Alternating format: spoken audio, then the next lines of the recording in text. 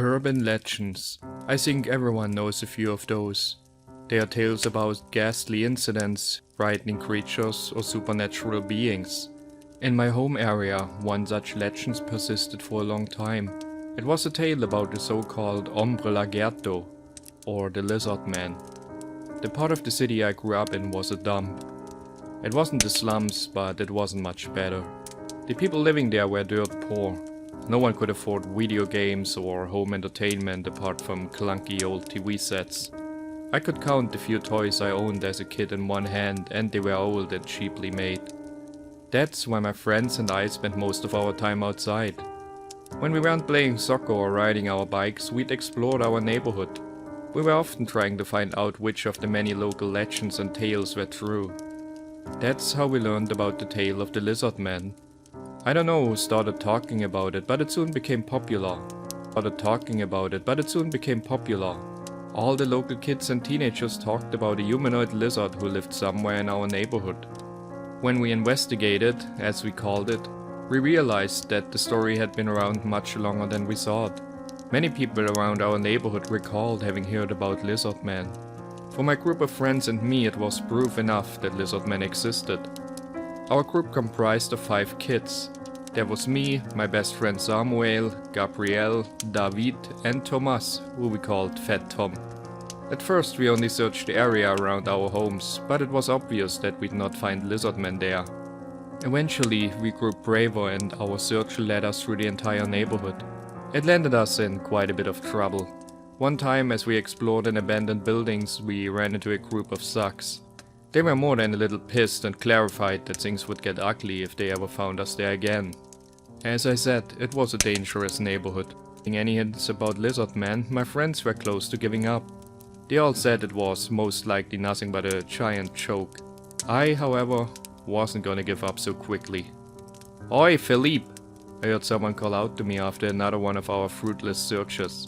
I saw a group of teenagers nearby sitting together smoking and drinking. "Hello Andres," I mumbled a greeting to the one who had called out to me. Before I could rush off though, he motioned for me to come closer. "What have you been up to, Philippe? Still hunting Lizard Man?" The rest of his group laughed as soon as he'd said that. I knew I'd be in for a beating if I'd moused up against Andres and his group. "We have, but we can't find him anywhere." "Oh yeah, where have you been looking for him?" one of Andres' friends asked. "Everywhere!" I exclaimed, throwing my arms into the air. The group laughed again. Andres motioned for them to be quiet, got up and brought us vehemently. "He's down in the old sewers," he whispered with an enormous grin on his face before he got himself another beer. "But how do we—" I started, but Andres had already returned to his friends. I stood there awkwardly, not sure if I was supposed to stick around or leave. Finally, one of his friends flicked a cigarette butt at me. "Oi, beat it!" he yelled. That evening I thought about what Andres had told me. Now it made sense. If Lizard Man lived down in the old sewers, then of course we'd not find him. The old sewers had been created back in the day when my city experienced a rapid industrial boom. Dozens of factories and warehouses had been erected only to be abandoned a decade later. What everyone called the old sewers were the remains of the piping system that had accommodated all the factories. It was a network of dirty old tunnels that had been dug out without as much as a second thought. By now they too were abandoned and had been in disuse for years. It was said that some of them years and what remained nowadays was a sprawling underground network. The adults had declared them off limits and said it was too dangerous down there. I knew so, that some of the older kids had been down there. The longer I thought about it, the more it made sense that Lizard Man was living down there. I didn't sleep much that night. I lay in bed thinking about the old sewers and imagined Lizard Man's secret lair and the terrible things he did there. When I finally drifted off to sleep, I dreamt about an entire society of humanoid lizards living below our city. I think I was a bit too excited about the entire thing, but what can I say, I was an 11-year-old boy. "That's dumb," Samuel complained. "I don't want to search for stupid Lizard Man anymore, Felipe." "But Andres told me—" "You believe these stupid stories? Everyone knows he's a liar," he complained. I gasped when he said this and took a few glances around to see if anyone might have heard him. "You can't say this," I hushed him. "A liar," he complained. I gasped when he said this and took a few glances around to see if anyone might have heard him. You can't say this, I hushed him. Oh yeah, why not? I'm not afraid of him or anyone else for that matter, Samuel went on, putting his hands to his hips and pushing his chest out.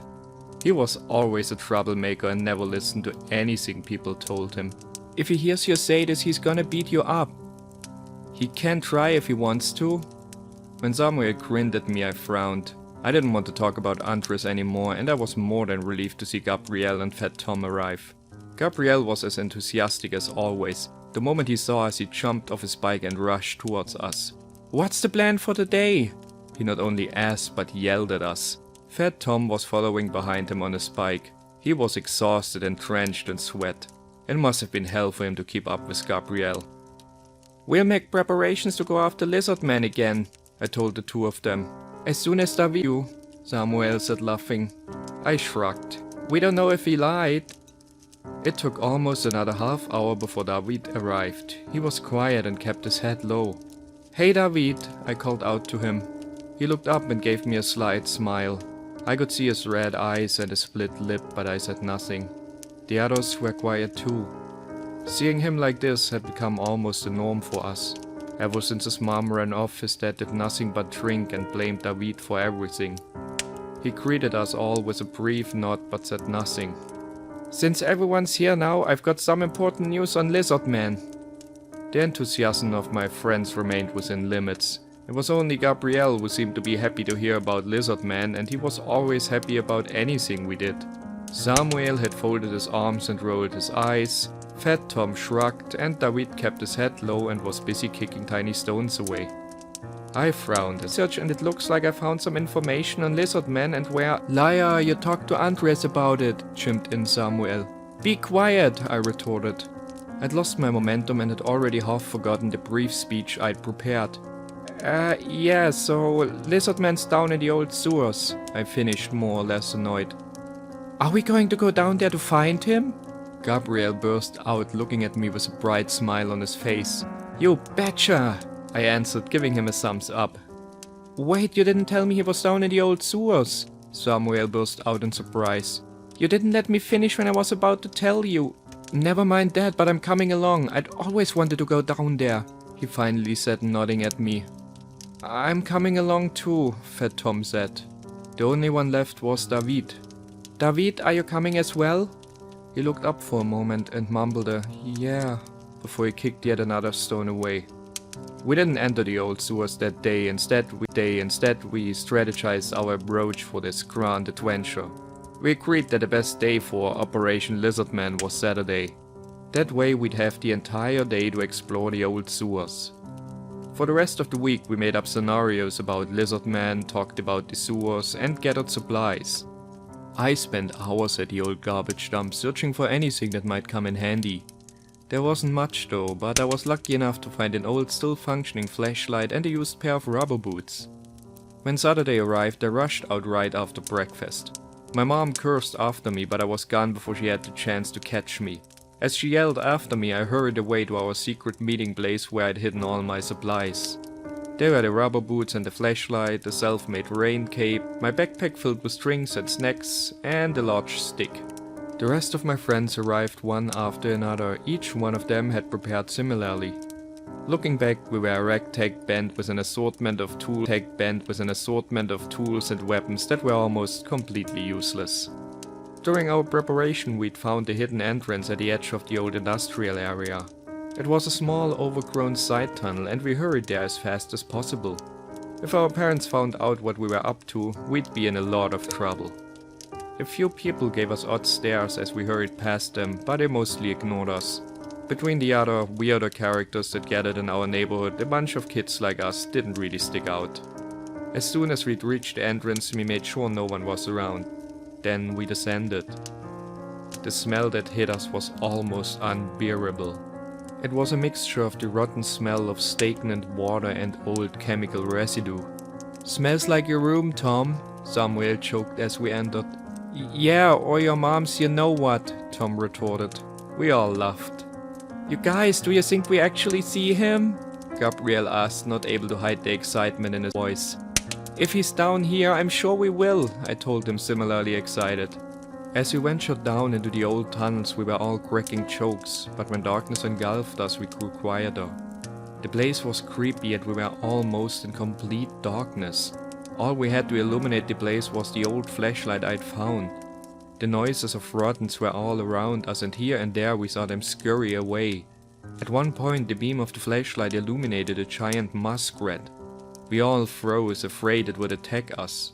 To our relief, it only watched us curiously for a moment before it squeaked and rushed away. Looking back, it is hard to believe how ill-prepared we were after an entire week of planning. We brought nothing to mark our way, we hadn't bothered to get our hands on a map, and we had no idea where we were even going. I guess we weren't the smartest bunch of kids. We'd been down there for about half an hour when we made our first discovery. In a side tunnel we discovered a small dirty tent propped up against the wall. There was a fireplace nearby and an assortment of tools and other things. "We found something!" Gabriel exclaimed, and his voice echoed through the tunnels. "Be quiet, dumbass!" Samuel shushed him. "We don't know if anyone's around." "Do you guys think this is Lizardman's home?" I asked in a whisper. "Could be," David said in a quiet voice. "Look guys, boobies!" Fat Tom exclaimed, holding up a pornographic magazine he'd found next to the fireplace. Gabrielle joined him and the two of them oohed and ahed as they went through the pages. I looked around and used my flashlight to illuminate the surrounding area. "Hey Philippe, come over here, do you think Lizardman's a scientist?" Samuel called out to me and waved me over. What he'd found was a workbench. Various glasses, bowls and tools cluttered the top, and a stack of containers stood next to it. It reminded me of the chemistry lab at school. "Hey guys, look at that!" I heard David from behind us. He'd crawled into the tent to have a look at the stuff inside.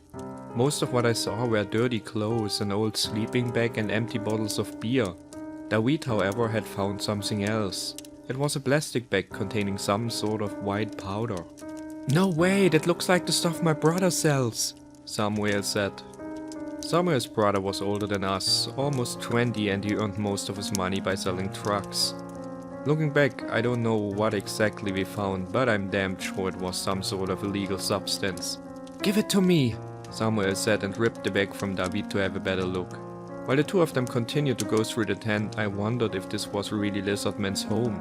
I pointed the flashlight here and there, afraid he'd jump us at any moment. Suddenly, the sound of a conversation reached me. Whoever was talking, though, was still too far away to make out anything. I darted the beam of the flashlight around and soon illuminated two scraggy guys in dirty clothes. One of them was smoking a cigarette, the other was holding a bottle of beer. The moment they saw me, their conversation ended and their eyes grew wide. A second later, their faces grew dark with anger. "The fuck are you doing down here, you little shit?" The one with the cigarette screamed at me. Oh shit, this wasn't Lizardman's home. It was theirs. Gabrielle and Tom jumped to their feet in an instant, and a moment later Samuel and David joined us. Samuel was still holding the strange plastic bag, oblivious to what was going on. The moment the two guys saw it, they went wild. "You've got to be freaking kidding me!" They screamed up and came towards us. "Run!" I yelled at my friends, and with that we all hurried back to the main tunnel we'd come from. "Come back here, you little fuckers!" One of the men screamed after us. Soon his footsteps followed us down the tunnel, as well as the worst series of profanities I'd ever heard in my entire life. I glanced back only once, and in the flashlight's beam I saw the guy coming after us. Rage distorted his face and he was holding a knife in his hand. We ran as fast as we could, going left and right haphazardly, trying desperately to throw him off. But he didn't seem to give up. We were all out of it, screaming, crying, not even understanding why this guy was coming after us like this. My heart was beating against my chest, my lungs stung, and I felt my legs growing weaker as I continued. At one point I almost tripped, stumbled forward, and was sure that was it. I cringed, darted around the beam of the flashlight, but at that moment I saw that there was no one behind us anymore. I don't know if we shook him off or if he'd given up. Relieved and exhausted, I collapsed on the floor. "Philippe, come on!" Samuel called out to me, but when he saw that we were alone, he stopped as well. I caught my breath, I held up the flashlight and counted my friends. They were all there. I could see Fat Tom laying on the floor, panting. Gabriel was leaning against the wall, steadying himself, and I could see David crying nearby. We were all terrified and exhausted. For a moment I listened, half expecting to hear the guy's angry screams nearby. The only sounds I heard, though, was our ragged breaths and the same sounds of rodents we'd heard before.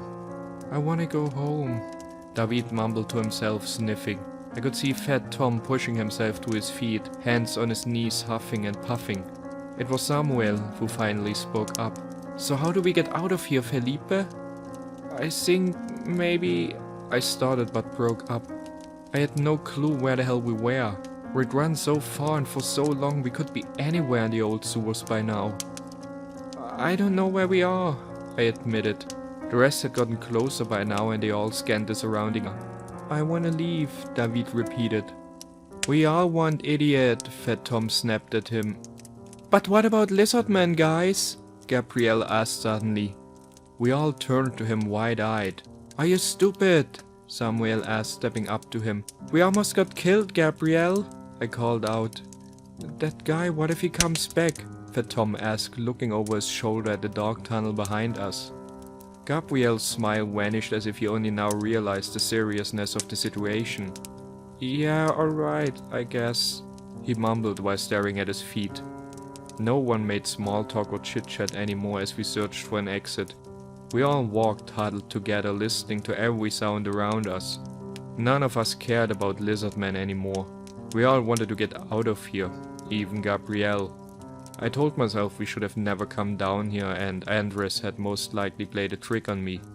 Maybe he even knew about those guys we'd run into down here. I had to force myself not to start crying. We'd walked for what seemed like hours, and after a while I realized that the tunnels were a little different.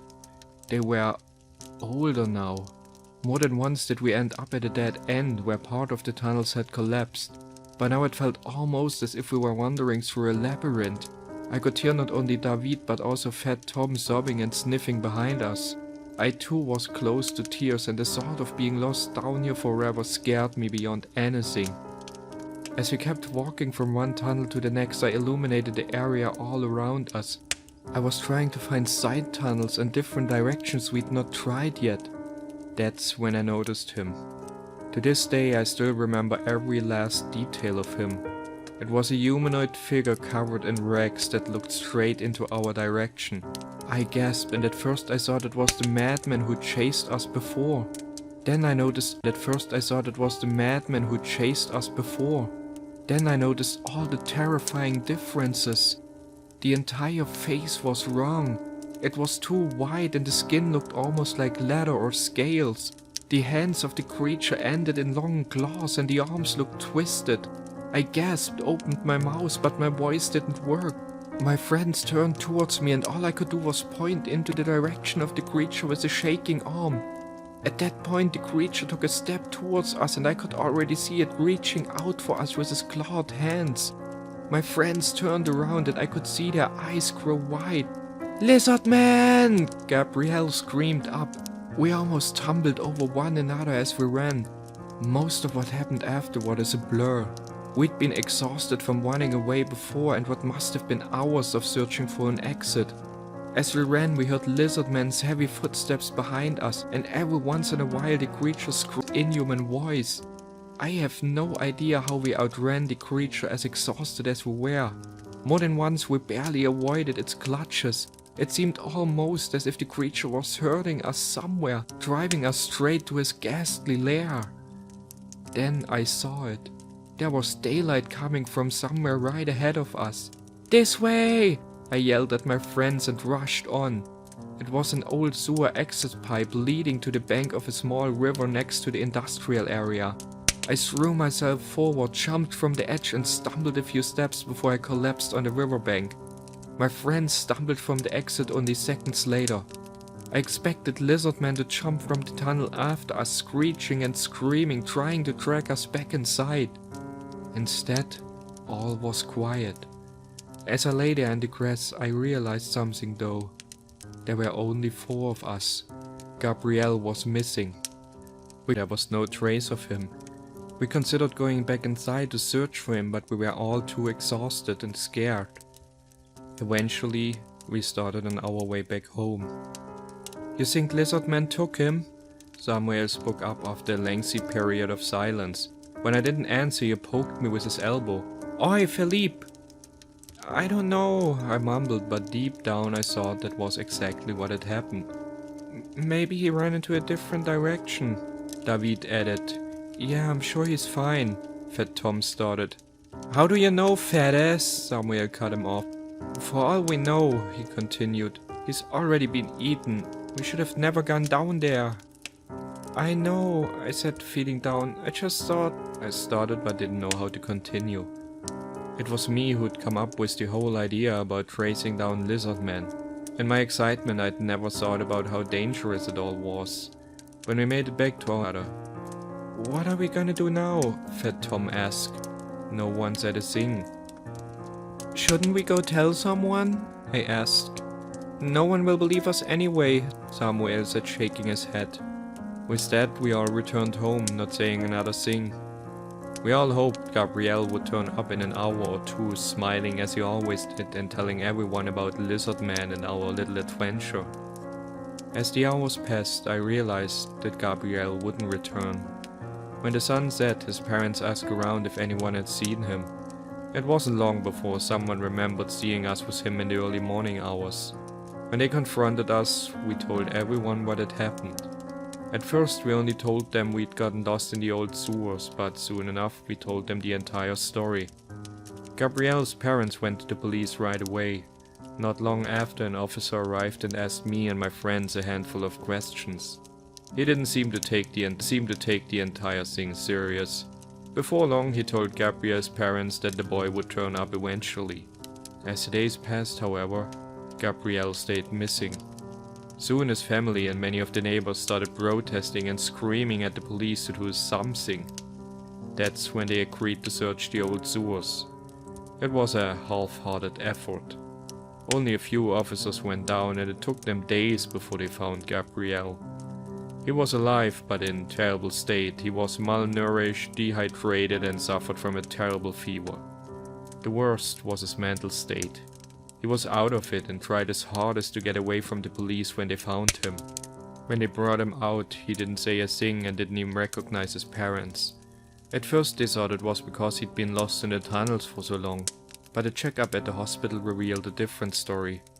Gabriel's body was covered in bruises and signs of abuse, both physical and sexual. After the checkup, Gabriel was transferred to the mental ward of the hospital and never left again. He was paranoid, suffered from a severe trauma and hallucinations. He was never the same again, and in the few times I visited him, his face was empty of all emotions. There was no hint anymore of his ever-bright smile. The entire case was swept under the carpet. It never even made the news. The police ended up talking to some people, but it was clear they didn't care about our neighborhood. A few weeks later, they blamed the entire thing on some homeless guy who lived in the old industrial area. They said he'd kidnapped Gabriel when we were down in the tunnels and abused him for an entire week. There was no trial, instead they just locked him up and with that the case was done. I don't know if it was the guy who chased us, but it definitely wasn't Lizardman. No one believed us when we told them about the creature we'd seen. The adults shrugged it off, saying it was nothing but a flight of our imagination, while the kids and teenagers called us liars. The thing is though, I know what I saw. I still remember the creature's leathery skin and his clawed hands. I've seen it so many times in my dreams. I can't believe that it was nothing but a figment of my imagination. For a decade, this is where the story ended. In the past week though, a lot of things happened. Things that changed everything.